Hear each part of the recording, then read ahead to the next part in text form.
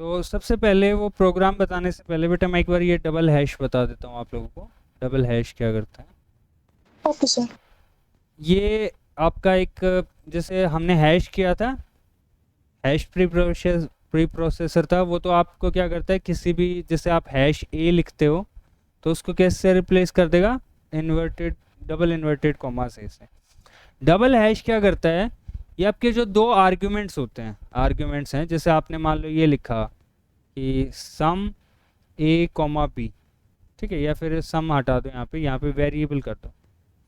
तो वेरिएबल ए comma B आपने किया और उसको डिफाइन कर दिया कि ए डबल हैश बी से, तो ये क्या करेगा, इसको एक ही वेरिएबल इनको ज्वाइन कर देगा और ये आपके पास हो जाएंगे ए बी हो जाएगा। ठीक है, तो वेरिएबल ऑफ ए बी का मतलब क्या है, अगर आप वेरिएबल ऑफ ए बी लिखते हो तो इसका मतलब ये हुआ कि ए बी ये आपस में इनको ज्वाइन कर दिया। ठीक है, इसमें एग्जांपल से समझाता हूँ। ये प्रोग्राम दिख रहा है सबको? इसमें मैंने क्या किया हुआ है, इस प्रिंट की जगह मैं यहाँ पे वेरिएबल लिख देता हूँ, वेरिएबल।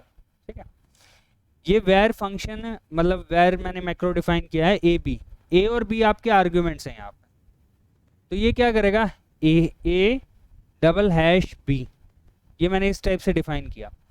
तो अब मैं जब यहाँ पर इसका यूज कर रहा हूँ, यहाँ पर भी मेरे को वेर करना पड़ेगा। तो ये वेर ए बी को, इस वेर ए बी को कैसे रिप्लेस कर देगा, इसको रिप्लेस कर देगा ये ए बी से।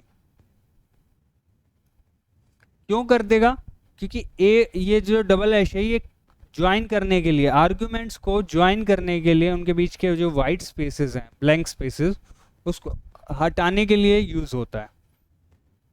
ठीक है, तो इसका फायदा आप ऐसे कर सकते हो, जब आप x1 x2 वेरिएबल्स डिफाइन करते हो, ठीक है, तो आप आर्ग्यूमेंट्स दे सकते हो कि भाई a9 क्या होगा या b9 क्या होगा, जैसे भी डिफाइन करना चाहो, तो उनको आप ऐसे सिंपल लिख सकते हो, वेरिएबल ए बी। ठीक है, इंटीजर की वैल्यू ज्वाइन कर दे आपके पास, बी की वैल्यू चेंज करता रहे वो लूप के अंदर, तो उस चीज़ में आप यूज़ कर सकते हो इसको। जैसे मान लो आप ऐसे डिफाइन कर दो इसको कि a1 ये है आपका, कोमा a2 आपका मान लो 7 है, और a3 आपका इक्वल टू 9 है। ठीक है, आपने मान लो ऐसे वेरिएबल डिक्लेयर कर रखे हैं और आप अब तीनों की वैल्यू प्रिंट करना चाहते हो, तो आप फोर लूप चला सकते हो। इंटीजर आई ऊपर ही डिक्लेयर कर देंगे हम, I equal to 1, I is less than equal to 3, I plus plus, और क्या प्रिंट करता रहे, और कॉमा, सॉरी, यहाँ पर आप कॉमा आई दे दो, ये आई वेरिएबल, और यहाँ पर बी की जगह क्या करे, आई कर दे। ठीक है, और नई लाइन में हैश न्यू, और यहाँ पर भी परसेंटेज डी कर देते हैं हम, और यहाँ पे आई कॉमा कर देते हैं। ठीक है, तो अब ये क्या करेगा, अब मान लो मैं तीनों वेरिएबल्स की वैल्यू प्रिंट कर देगा ये। ठीक है, a1 की, a और i की वैल्यू 1 है तो उसको कंबाइन कर देगा, तो a1 हो जाएगा वो। फिर a2, तो i की वैल्यू आपके पास 2 होगी तो वो a2 को प्रिंट कर देगा, फिर a3 को प्रिंट कर देगा। तो इस तरीके से इसको कंपाइल कर सकते हैं।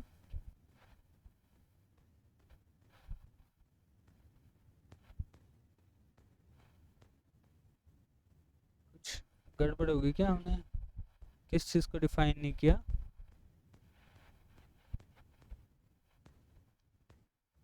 आई की वैल्यू ए डिक्लेयर एक नहीं करना चाहिए। a39 था,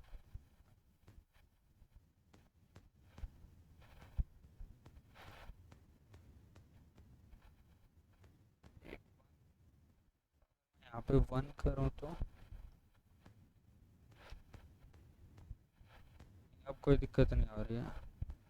अच्छा, आई डिक्लेयर है, राइट, कोई दिक्कत तो नहीं आनी चाहिए। 9829839,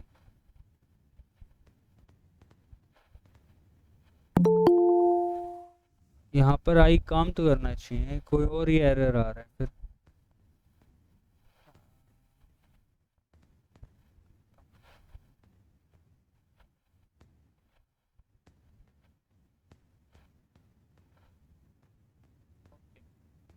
वो एआई को, मतलब एआई की वैल्यू को रिप्लेस नहीं कर पा रहा है यहाँ पे। ठीक है, तो आप इसमें यहाँ पर क्या कर सकते हो, आई की वैल्यू को रिप्लेस नहीं कर पा रहा है।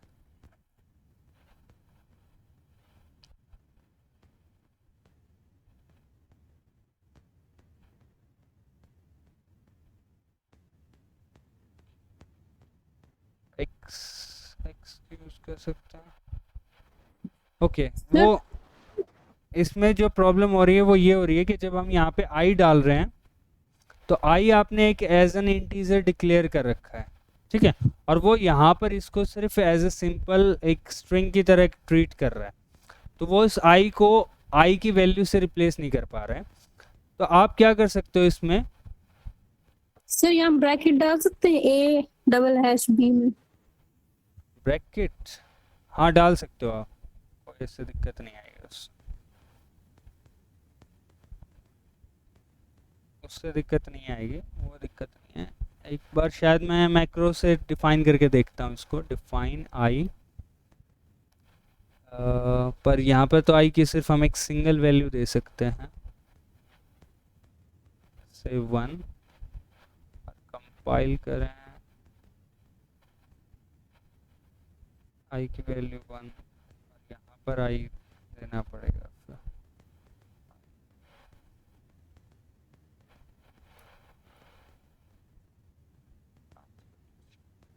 ओके, चलो ये तो अभी काम नहीं कर रहा है, इसको मैं बाद में देख लूँगा।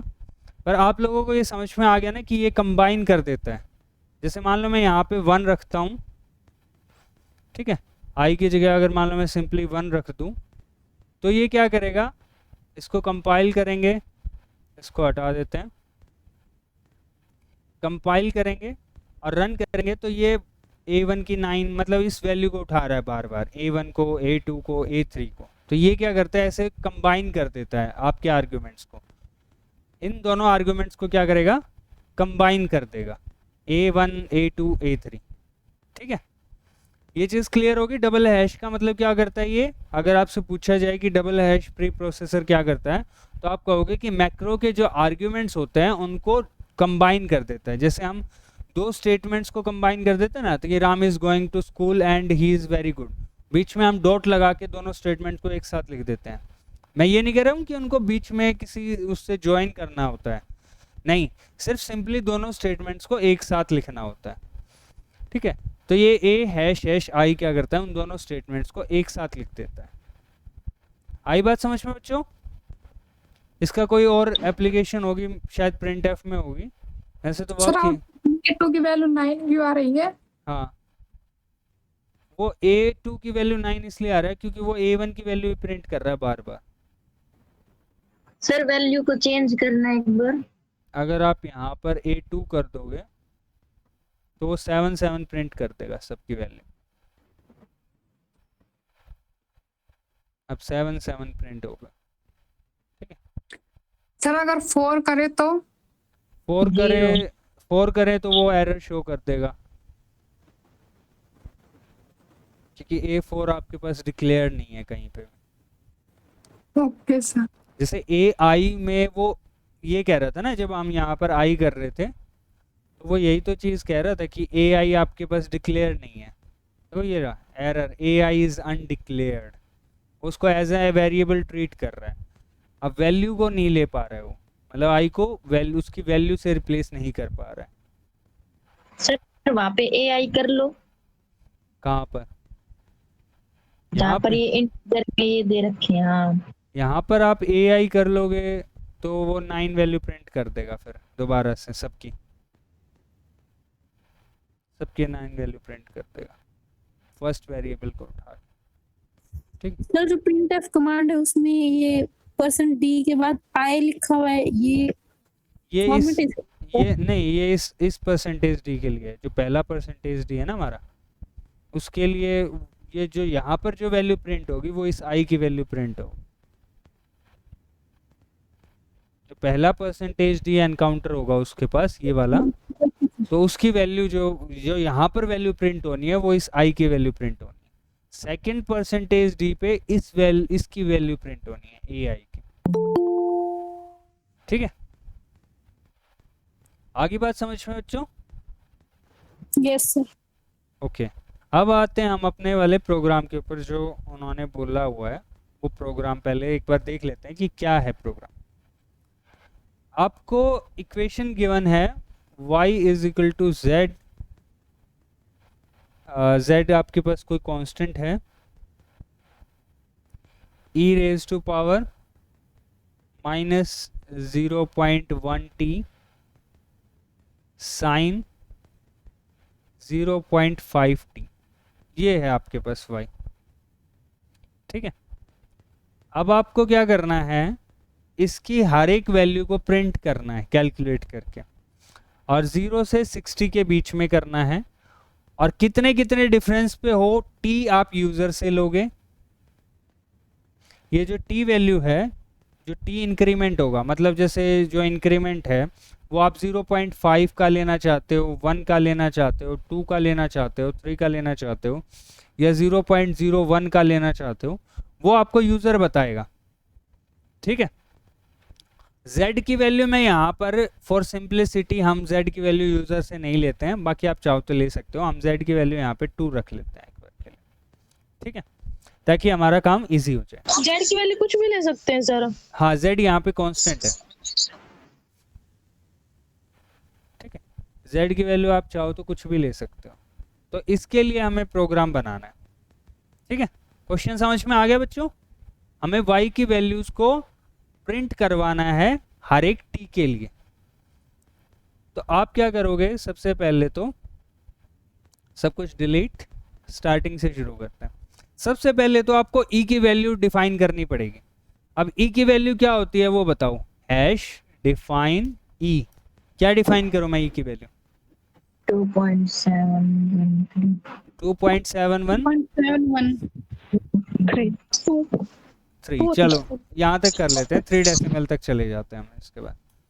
उसके बाद हमारे पास जो है वो फंक्शन है ये वाला, z की वैल्यू मैं 2 ले रहा हूँ, तो y is equal to z e raise to power -0.1t into sine 0.5t। ठीक है, तो इसके लिए हम क्या करेंगे, इसके लिए भी एक मैक्रो डिफाइन कर देते हैं। आप चाहो तो फंक्शन भी कर सकते हो, पर मैक्रो कर लेते हैं हम यहाँ पे, define y of t। Argument आपके पास t हो गया, तो वो कैसे डिफाइन होगा, 2 स्टार, ठीक है, 2 से मल्टीप्लाई करेंगे, z है ये e। ठीक है, अब लेकिन आपके पास जो फंक्शन होता है वो पावर फंक्शन होता है math.h में, तो हम यहाँ पर एक फाइल इंक्लूड और कर लेते हैं, हैश इंक्लूड math.h। तो आपके पास यहाँ पर पावर फंक्शन आ जाएगा। सो POW पावर, किसकी पावर, e कॉमा, और आपके पास है -0.1 स्टार t, मतलब 0.1 को t से मल्टीप्लाई करो और e की पावर में लिख दो। ठीक है, ये पावर हो गई। फिर आपके पास ये पावर होने के बाद है स्टार, साइन फंक्शन भी आपका यहीं पे होता है, साइन फंक्शन ऑफ किसकी वैल्यू, 0.5 स्टार t। तो ये आपका yt डिफाइन हो गया।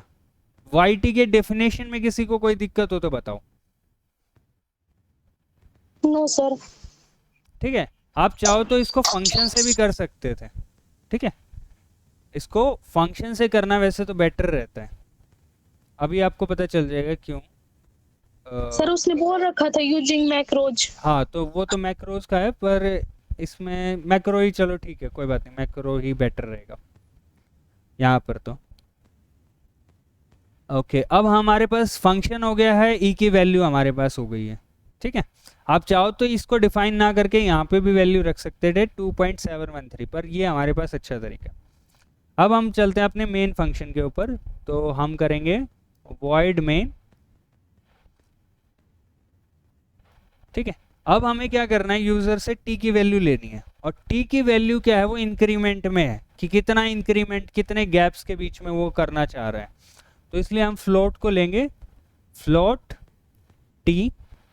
ठीक है, एक तो वेरिएबल हो गया t जो यूजर देगा हमें, वो सॉरी टी की वैल्यू नहीं देगा, वो हमें एच देगा कि डिफरेंस कितना आपको करना है, तो उसको मैं एच से डिफरेंस कर रहा हूँ। ठीक है, ये जो इंक्रीमेंट है ना कि पहले आप 0 की वैल्यू निकालोगे, फिर 0.5 की, फिर 0.1 की, फिर 1.5 की, तो इस टाइप से ये जो बीच में h है इसको मैं h मान रहा हूँ कि कितना डिफरेंस वो रखना चाहता है। तो h को सपोज करो वो दे दे 0.5 भी दे सकता है, 1 भी दे सकता है, 2 भी दे सकता है, डिपेंडिंग अपॉन दैट। सर हाँ बोलो। सर एक बार बैक जाना उस पेज। हाँ बोलो। सर इसमें जो 0.5 1 1.5 ये टी की वैल्यू है ना? ये जो वैल्यूज हैं ये तो t की हैं, t is equal to 1, t is equal to 1.5। आप यूजर से सिर्फ डिफरेंस मांगोगे कि वो डिफरेंस कितना चाहता है, समझ रहे हो कि भाई वो 1 2 3 4 5 सारे इंटीजर्स पे वैल्यू चाहता है 1 के डिफरेंस पे, या 0.5 के डिफरेंस पे वैल्यू चाहता है, या 0.25 के डिफरेंस पे वैल्यू चाहता है, या 0.001 के डिफरेंस पे वैल्यू चाहता है। ठीक है, एक तरीके से ये इंक्रीमेंट सा ही है कि जैसे आप 0 से 60 के बीच में नंबर्स तो बहुत सारे हैं, लेकिन आप कितने डिफरेंस के बीच में आप वैल्यूज चाहते हो वो पूछ रहे हैं हम कि दो वैल्यूज के बीच में जो t की दो वैल्यूज लें उनके बीच में कितना डिफरेंस हो, ये वैल्यू पूछना चाह रहा है। ठीक है, तो वो हमें h फ्लोट h ले लिया है हमने अभी के लिए, अभी मैं और वेरिएबल डिक्लेयर नहीं कर रहा हूँ। अब मैं लिखूंगा printf enter the value of h, या फिर आप इसको कह सकते हो यहाँ पे स्मॉल t इंक्रीमेंट, कि छोटे छोटे t इंक्रीमेंट जो आप चाह रहे हो उसकी वैल्यू वो एंटर करें। और हम यहाँ पे इसको क्या कर लेंगे, scanf %f उसको रीड कर ले और comma address of address of h में उसको सेव कर ले। तो ये हमारे पास h की वैल्यू आ चुकी है। अब हमें क्या करना है, एक लूप चलाना है। ठीक है, अब देखो इस लूप में आप for का भी यूज कर सकते हो, while का भी यूज कर सकते हो, do while का भी कर सकते हो, जो भी मन करे। लेकिन यहाँ पर क्या होता है, इस बार आपको क्या है कि जो लूप चलेगा वो h के ऊपर डिपेंड कर रहा है। ठीक है, लूप किसके ऊपर डिपेंड कर रहा है, h के ऊपर डिपेंड कर रहा है। तो इसीलिए हमें एग्जैक्टली नहीं पता कि कब तक लूप चलेगा। तो जब आपको एग्जैक्टली ना पता हो ना तो वाइल लूप यूज करना ही बेटर होता है। तो मैं यहाँ पे वाइल ही कर रहा हूँ, मैं ये नहीं कह रहा कि फॉर लूप नहीं कर सकते, आप वाइल कर लो, वो थोड़ा बेटर होता है, इजीली अंडरस्टैंडेबल होता है। तो अभी हम वाइल लूप चलाएंगे। वाइल में हम ये कहेंगे कि अब हमारी वैल्यूज देखो 0 से शुरू होगी, मतलब पहले हम क्या निकालेंगे, पहले हम निकालेंगे y ऑफ 0, फिर हम निकालेंगे y ऑफ 0 प्लस h, फिर हम निकालेंगे y ऑफ 0 प्लस 2h। ठीक है, फिर हम निकालेंगे y ऑफ 0 प्लस 3h। इस टाइप से हम चलते जाएंगे, मतलब y की वैल्यूज हम निकाल रहे हैं। तो ये जो वैल्यू है ये हम t की वैल्यू रख लें। ठीक है, और कब तक हमने जाना है, जब तक t की वैल्यू हमारे पास लेस देन इक्वल टू 60 हो जाए। तो आप यहां पर क्या करोगे, एक फ्लोट वेरिएबल डिक्लेयर करोगे t, और ये कहोगे कि while t is less than equal to 60। और क्योंकि t की वैल्यू 0 से शुरू हो रही है तो आप इसको स्टार्टिंग में ही असाइन कर दोगे t इज इक्वल टू 0। यहां तक क्लियर है बच्चों? Yes sir. Yes sir. t की वैल्यू 0 से 60 तक जा रही है, तो हमने कहा कि t की वैल्यू 0 से स्टार्ट करो और जब तक 60 तक ना हो तब तक while लूप आप चलाते जाओ। ठीक है, ओके। अब क्या करना है, अब आपको प्रिंट करनी है किसकी वैल्यू, y ऑफ t की। तो सिंपली आप क्या करोगे, printf किसकी वैल्यू प्रिंट कर दे, y ऑफ परसेंटेज f, क्योंकि t की वैल्यू आप प्रिंट कर रहे हो, इक्वल टू किसके लिए, परसेंटेज f। दोबारा से, तो पहली वैल्यू यहाँ पर जो प्रिंट होगी वो किसकी होगी, आप ये बताओगे, ये जो परसेंटेज f है ये t की वैल्यू है, तो आप यहाँ पे लिखोगे t सिंपली। और यहाँ पर जो वैल्यू है वो y ऑफ t की है, तो इसलिए आप यहाँ पर लिखोगे मैक्रो का यूज करके अभी यहाँ पर मैक्रो का यूज़ होगा, that is y of t, ठीक है। और फिर आप इसको क्लोज कर दोगे और यहाँ पर न्यू लाइन रख दोगे, हैश न्यू, नई लाइन। अब आपने क्या किया, y परसेंटेज f, मतलब परसेंटेज f में किसकी वैल्यू प्रिंट हो, t की, is equal to percentage f y t की वैल्यू प्रिंट हो जाए। अब आपको t को इंक्रीज करना है, ठीक है, क्योंकि t की वैल्यू इंक्रीज हो जाएगी, तो वो t की वैल्यू इंक्रीज करेगी डिपेंडिंग अपॉन द h, तो t plus equal to h, या फिर अगर आपको ये कंफ्यूज कर रहा हो तो t is equal to t plus h, t की वैल्यू प्लस h कर दे, ठीक है। तो अब 0 के लिए प्रिंट हो जाएगा, फिर ये आपके पास t प्लस h के लिए प्रिंट हो जाएगा और ये लूप चलता चला जाएगा। यहाँ तक किसी को कोई दिक्कत हो, क्योंकि प्रोग्राम खत्म हो चुका है, अब इसमें ज़्यादा कुछ नहीं बचा।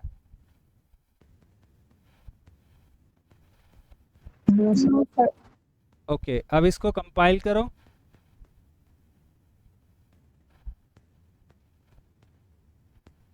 कंपाइलेशन में टाइम ले रहा है, ठीक है। अब आप इसको रन कर सकते हो।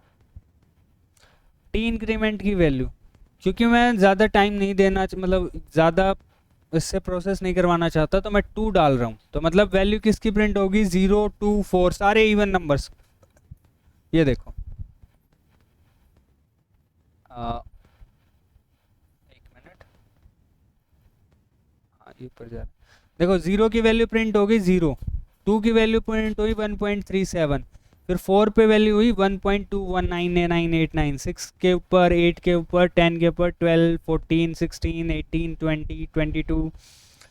आ रही है बात समझ में, सारे इवन नंबर्स के लिए प्रिंट हो गई है वैल्यू, ठीक है। ये चीज़ आई समझ में बच्चों? Yes sir. ओके, अब यहाँ पर देखो इस चीज़ को, जो हमने यहाँ पर ये लिखा हुआ है, मैं इसकी कॉपी कर लेता हूँ, इसको फाइल को सेव एज फिबोनाची की जगह मैं इसको रख देता हूँ नाम से मैक्रो नाम रख देते हैं, सी सोर्स फाइल, और इसको हम कर देते हैं सेव। और अब हम ओपन कर लेते हैं अपनी फिबोनाची वाली फाइल को दोबारा से। तो ये 2 फाइल हैं, दोनों देखो बिल्कुल सेम है, ठीक है, ये कॉपी हो गई है। अब मैं यहाँ पर क्या करता हूँ, इसको कट करके, ठीक है, ई को डिफाइन कर दिया है, कोई दिक्कत नहीं है उसमें।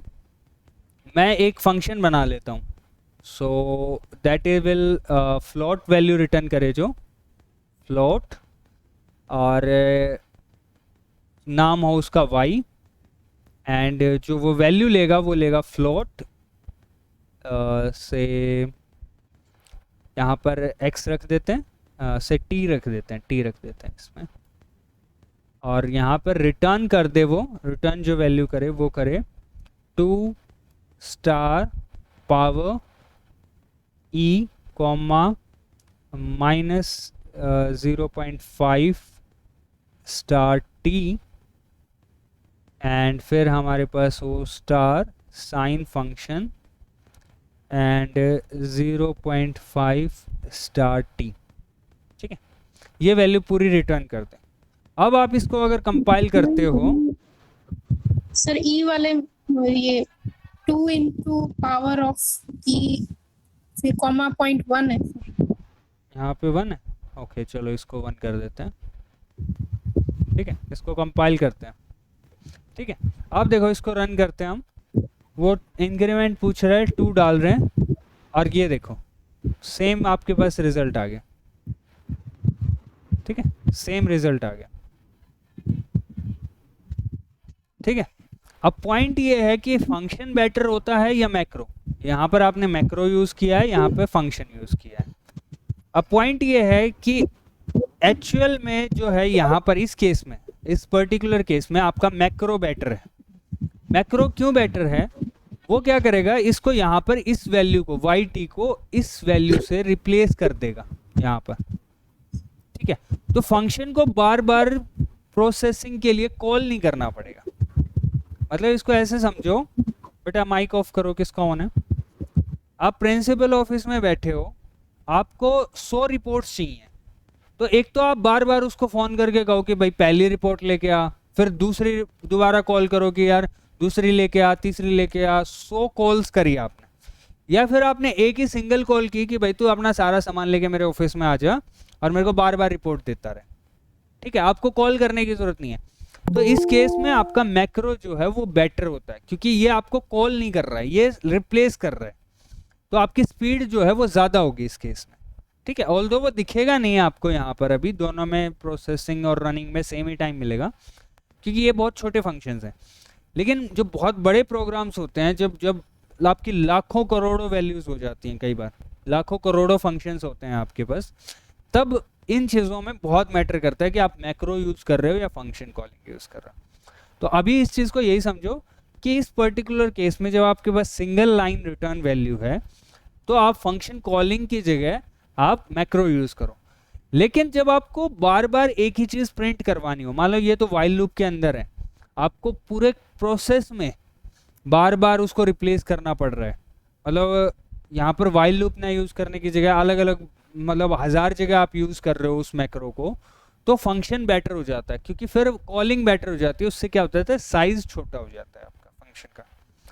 मैक्रोज जो हैं वो साइज को बढ़ा देते हैं लेकिन स्पीड को इंक्रीज कर देते हैं। फंक्शंस क्या करते हैं, साइज को कम कर देते हैं, स्पीड को स्लो कर देते हैं। तो आपको देखना होता है कि सिचुएशन में आपको क्या चाहिए, स्पीड चाहिए या स्पेस चाहिए। कंप्यूटर साइंटिस्ट के लिए बहुत इंपॉर्टेंट चीज़ होती है स्पेस कॉम्प्लेक्सिटी और टाइम कॉम्प्लेक्सिटी, दोनों ही मैटर करते हैं उसके लिए, ठीक है। तो यहाँ पर ये आपका हो गया पूरा। Yes sir. ओके, अभी हमारे पास टाइम है 10 मिनट, तो मैं आपको एरे के बारे में बता सकता हूँ अभी। तो अब जो हमारा नेक्स्ट चैप्टर है वो है आपका एरे, ठीक है। सिंपली क्या होता है एरे में, मान लो मुझे आप सबके रोल नंबर्स लिखने हैं, मतलब एक फाइल बनानी है जिसमें मुझे आप सबके रोल नंबर्स एंटर करने हैं, ठीक है। तो मैं, आप मान लो आप हो 46 स्टूडेंट हो, तो मुझे हर एक के रोल नंबर रिकॉर्ड करने के लिए मुझे वेरिएबल्स चाहिए 46 वेरिएबल्स चाहिए। अब वो मैं कैसे डिक्लेयर करूं, और फिर उन वेरिएबल्स के नाम याद रखने पड़ेंगे मुझे। मान लो मैं आप सबके वेरिएबल्स के नाम ऐसे रखूं v1 v2 v up to v46, ठीक है।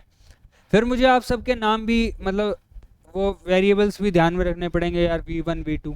अब मान लो मुझे आप सबके यहाँ पर जो है v1 v up to v46 तक, मान लो मुझे आप सबके रोल नंबर प्रिंट करवाने हो, तो मैं बार बार कमांड दूंगा, तो मुझे v1 v2 up to v46 commands ही देनी पड़ेंगी। हर एक वेरिएबल्स के लिए मुझे डिफरेंट कमांड देनी पड़ेगी प्रिंट करवाने के लिए। तो प्रॉब्लम समझ में आई आपको? पहले मुझे 46 वेरिएबल्स डिक्लेयर करने पड़ेंगे आप सबके रोल नंबर सेव करने के लिए। फिर मुझे कहा गया कि भैया सारे के सारे बच्चों के रोल नंबर्स जो हैं वो प्रिंट कर दो। तो उनको प्रिंट करने के लिए मुझे 46 टाइम्स आपके पास कमांड देनी पड़ेगी और हर एक वेरिएबल का डिफरेंट प्रिंट कमांड देनी पड़ेगी। तो इस चीज़ में जो हमारे पास होते हैं वो होते हैं बेनिफिशियल एरे। एरे क्या करते हैं, आपकी जैसे मान लो ये मेमोरी लेन है, ये मेमोरी स्पेस है जहाँ पे आपके रोल नंबर सेव होंगे। तो ये क्या करता है, एक लाइन को पिक करता है और इनको नाम देना शुरू कर देता है, सेम ही नाम देता है। इन सब वेरिएबल्स का जो नाम है वो सेम हो जाता है, सेम नाम है, और हमने इसका नाम दे दिया रोल नंबर। मतलब इसका नाम भी रोल नंबर है, इसका भी, इसका भी, इसका भी, सबका नाम रोल नंबर ही है। फिर दिक्कत कहाँ है, दिक्कत क्या है, डिफरेंट क्या है, डिफरेंट ये है कि इनके पोजीशन जो आपके साथ, इसके साथ रोल नंबर के साथ एक पोजीशन भी असाइन करेंगे वो डिफर करेंगे। तो इसके लिए मैं आर यूज करूंगा और ऐसे स्क्वायर ब्रैकेट में लिख दूंगा 46, ठीक है। तो ये क्या करेगा, मेरे पास 46 इंटीजर्स, मान लो आपके रोल नंबर्स में इंटीजर ऐसे डिक्लेयर करता हूँ, तो 46 इंटीजर्स मेरे पास सेव करके रख देगा। सबके नाम होंगे आर, और वो कौन कौन से होंगे, R0, R1 up to R46 तक, ठीक है। तो अब मुझे मान लो आपके रोल नंबर एंटर करवाने हैं, तो एक सिंगल कमांड से काम चल जाएगा, लूप से। मैं क्या करूँगा, फॉर लूप चलाऊंगा, i को 1 से स्टार्ट करने की बजाय 0 से स्टार्ट होगा यहाँ पे, क्योंकि इसमें एरे में ये चीज़ ध्यान रखना, जब आप R46 करते हो तो वो R46 तक नहीं जाता, R45 तक जाता है। 0 से स्टार्ट होते हैं एरे में, इसमें नंबरिंग 0 से स्टार्ट होगी। तो I is equal to 0, I is less than equal to 45, I plus plus क्या करूँगा मैं, आपसे रोल नंबर एंटर करवाने हैं, तो मैं प्रिंट एफ कमांड दे सकता हूँ, एंटर यूर रोल नंबर, वो वाली। उसके बाद स्कैन एफ करूँगा कि भाई %d करे और कहाँ पर वैल्यू स्टोर कर दे, address of R of I में सेव कर दे। तो एक ही कमांड में मेरा काम हो गया, ठीक है, लूप चला दिया मैंने। लेकिन अगर वेरिएबल के नाम डिफरेंट होते तो ये काफ़ी मुश्किल हो जाता। आई बात समझ में बच्चों? Yes sir. अब मैं जल्दी से इसका एग्जाम्पल करवा देता हूँ, बाकी इसकी डिटेल में हम कल पढ़ेंगे। तो ये मैं यहाँ पर इसको करता हूँ डिलीट, इसको भी डिलीट कर देते हैं। अब हम मैक्रोज डिफाइन नहीं करेंगे, वॉइड मेन फंक्शन में जाते हैं हमारे, और यहाँ पर मुझे आपके सपोज रोल नंबर डिक्लेयर करने हैं, तो इंटीजर R, और मैं यहाँ पे इसका साइज़ डिक्लेयर, ये जो ब्रैकेट्स के अंदर होता है ये साइज़ होता है एरे का, तो इसको मैंने डिक्लेयर कर दिया 46। तो 46 साइज़ के हैं ये, ठीक है। अभी मैं एग्जांपल के लिए 46 नहीं लेता हूँ, यहाँ पे 5 ले लेता हूँ, कि हम 46 रोल नंबर्स एंटर नहीं कर सकते। तो अब मैं फॉर लूप चलाऊँगा और यहाँ पर जो है कॉमा I भी कर देता हूँ मैं। तो I इक्वल टू 1, 0 से स्टार्ट होगा, I is less than equal to 4, आप I लेस देन 5 भी कर सकते हो, यहाँ पे I लेस देन 5 भी कर सकते हो। I प्लस प्लस क्या करें, सिंगल कमांड दे रहे हैं, डबल कमांड देंगे हम इसमें, तो मैं ब्रैकेट्स यूज़ कर लेता हूँ, print F enter your roll number, ठीक है, अपना रोल नंबर एंटर